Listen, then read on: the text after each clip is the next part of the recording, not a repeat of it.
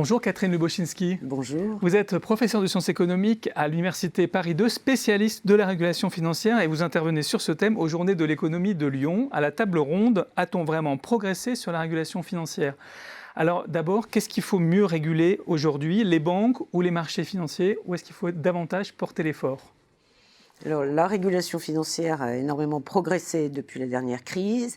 On a beaucoup plus régulé. Maintenant, il faut s'attacher à mieux réguler et pas tant les acteurs pris un à un, mais surtout les interconnexions qui existent entre les différents acteurs. Donc les deux, et les banques et les marchés financiers, dans leur interaction. Dans les interactions qui existent, mais aussi avec d'autres acteurs financiers qu'il ne faudrait pas oublier.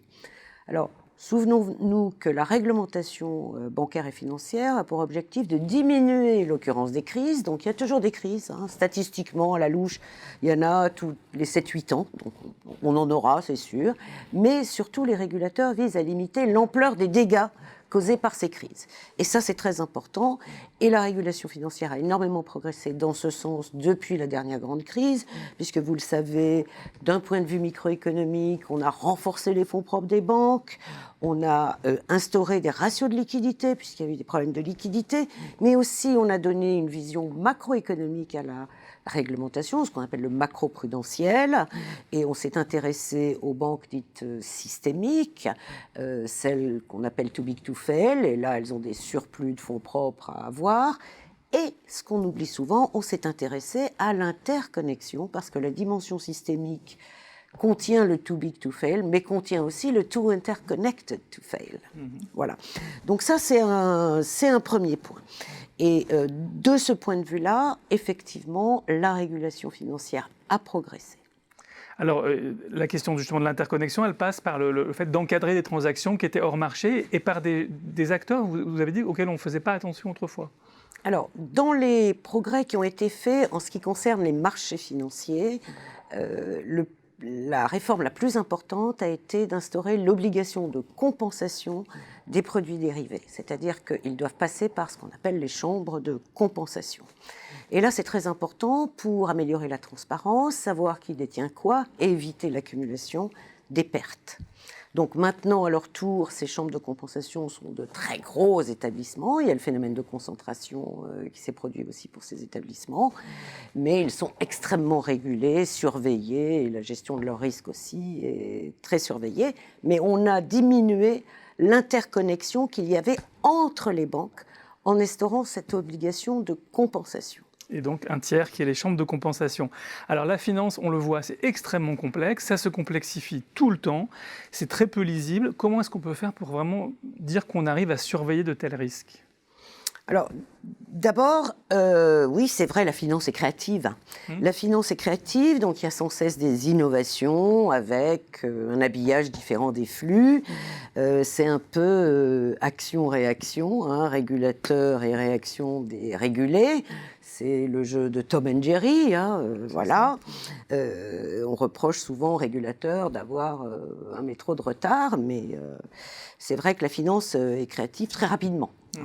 Et ça, c'est de toute façon, toute entreprise cherche à contourner la réglementation, à alléger les contraintes réglementaires, on va dire, c'est plus élégant. C'est vrai pour toutes les entreprises, c'est vrai en particulier pour les banques. Donc, pour mieux réguler, il faut voir où sont les principaux risques. Et selon moi, pour l'instant, vous avez différents risques qui s'accentuent en ce moment. D'abord, il y a une concentration des acteurs financiers. Et ce n'est pas simplement les banques. Il y a surtout, vous savez, les 3 premiers gérants d'actifs gèrent plus de 10 000 milliards de dollars à eux 3. Donc il y a un phénomène de concentration. Ce phénomène de concentration, vous le retrouvez également chez les assureurs. Or, la deuxième dimension des risques, qui sont les interconnexions, les interconnexions entre ces différentes catégories d'acteurs ont augmenté. On voit des interconnexions accrues entre les banques et les assureurs, puisque les assureurs ont des activités financières de gestion d'actifs. On voit encore les interconnexions entre les gérants d'actifs et les banques d'investissement augmenter, par exemple, via les ETF synthétiques. Et donc, toutes ces interconnexions qui augmentent sont problématiques. Et difficiles à surveiller. Voilà. Et puis, donc, il y a cette question du levier que vous mettez souvent en avant en disant s'il y a un risque à surveiller, je vous cite, c'est le levier. Ah bah oui, ça fait longtemps que je considère que l'effet de levier est le principal risque. Et donc, à l'époque des hedge funds, quand LTCM a fait faillite, son effet de levier était énorme.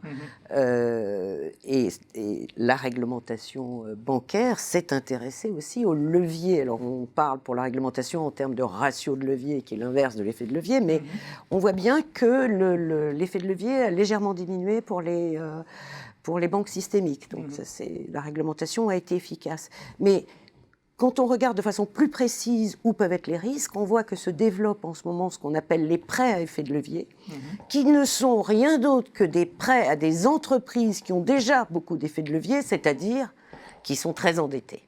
Et donc là, il y a un risque de défaut très important. Et il faut savoir où ces prêts, enfin, s'ils sont titrisés, où ces prêts vont se retrouver. Et c'est ça qu'il faut suivre. C'est l'effet de levier de tous les agents économiques, même des ménages.